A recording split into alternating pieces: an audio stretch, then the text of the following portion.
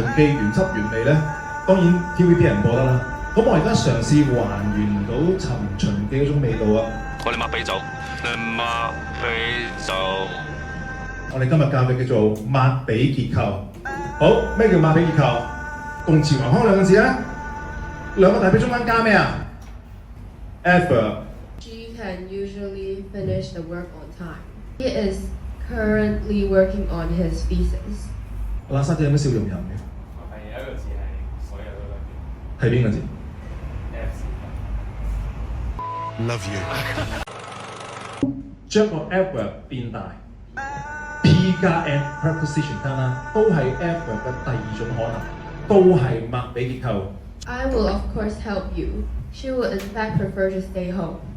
記住 adverb 唔會改變句子嘅意思，只會改變句子嘅語氣。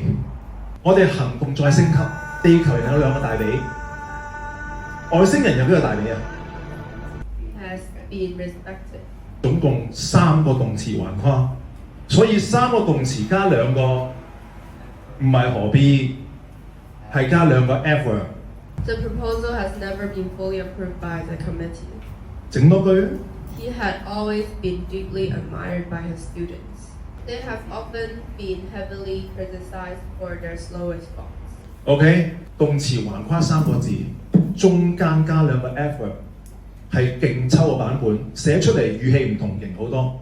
其實根本上寫緊乜嘢啊？